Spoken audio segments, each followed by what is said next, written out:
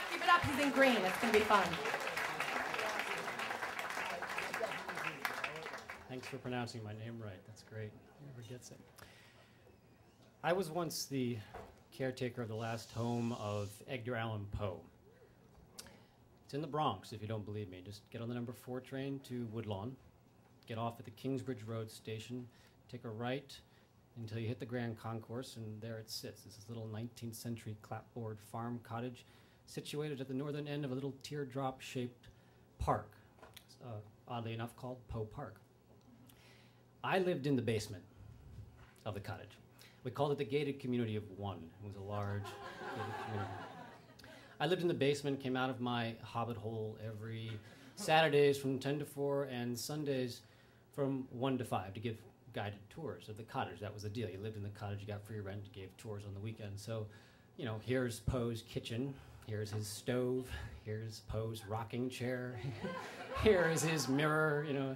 Here's the bronze bust of Poe, very dramatic, you know, it's there. Here's the bed that his wife died on, of tuberculosis at the age of 25. You know, that was really a big hit. So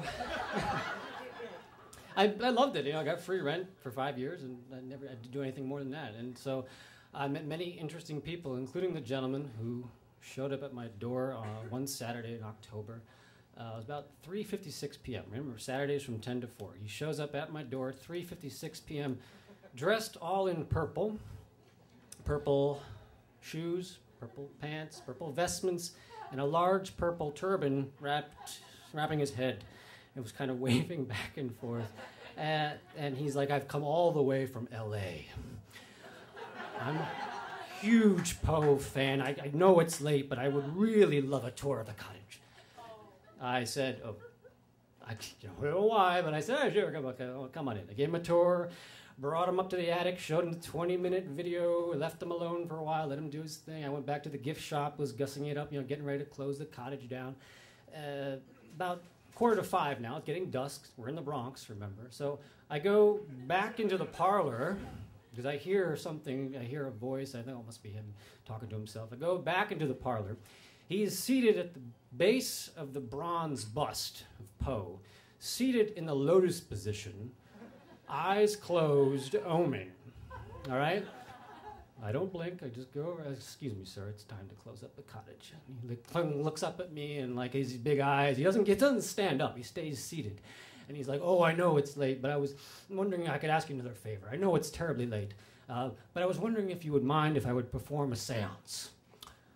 I said, no, I don't really want to do that. He's like, oh, but it would mean so much to me and Edgar. You have no idea. I've traveled all the way from LA to do this. This is a perfect time. Do you know what today is? I was like, no, what's today? He's like, it's October 7th. And I had gone through all the dates in my head, and then I remembered. I was like, oh, October 7th. That's the anniversary of Poe's death, all right? He'd planned this. He was there. He's like, it would be the perfect time. It would mean so much to me. I was like, sir, I have to close up the cottage. I really do. He said, no, we have to. He started showing me. He's like, we call on the ancients. We call on the spirit of Edgar Allan Poe. And I consider myself a rational man, all right? Logic and reason are my twin gods, all right? Okay, but I lived in that basement for 5 years, all right?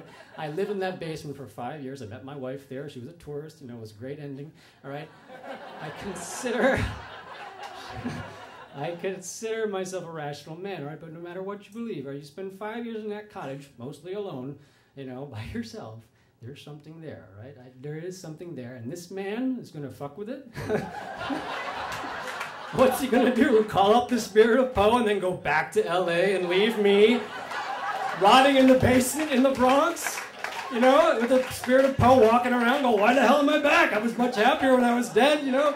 Nobody loved my stuff when I was there. So I'm beside myself, and this man is a big man. I can't just push him up. I can't pull him up. I can't call the police and go, hey, so what am I going to do? And he's like, he's like chanting and doing all this weird stuff. And then I was like, he didn't die here. You know, he didn't die in this house. His spirit's not here. He died in Baltimore, right? On the streets, drunk. You should go to Baltimore. They have a museum there with a caretaker there. You should go there. You really should. I really think, he's like, and for a moment I thought I had him. He looked at me like, I thought he would have known this, right? But no, he didn't. He's like, what do you mean? didn't die. No, his wife died here, but he didn't. No, he's gone. He's not here. No, we have to do it here. Well, we have to do it here. And he's like really angry now. He's like, we call on the spirits of nature and Poe and Virginia. And he's like going on and on and on. I don't know what to do. I'm at my wit's end. He's there. I just don't want him in the house anymore. Forget it. But I really think he's going to do something, right? He looks like a professional. So I thought he's really going to do this. And I don't want the spirit of Poe in my house. It's my house too, you know. So he goes on for like 5 minutes. I'm going back and forth. And finally he turns to me, breaks off his chanting and goes, do you think, one more question. Do you think my car would be safe? I said, your car? He's like, yeah, I'm from LA. You know, we drive everywhere. I couldn't stand those filthy subways. I drove up here. It's parked out there in the concourse. Do you think it'll be safe? I said, I don't know. Do you have the club? And he said, the club? Whoa, is it that kind of neighborhood? I was like, buddy, where do you think you are? You're in the Bronx. You know, I never saw a man move so fast. He was like a transformer. He just jumped out of that lotus position and shot out the front gate. His turban was flying in the wind. And I ran after him with my padlock and shot out the gate, ran back to the cottage, sat in the parlor, looked up at the bust, talked to it, which I often did. I was like, so, Edgar, you okay? You're all right? It was quiet, it was serene, nothing had happened. And so the spirit of the Bronx had once again triumphed over the spirit of Poe.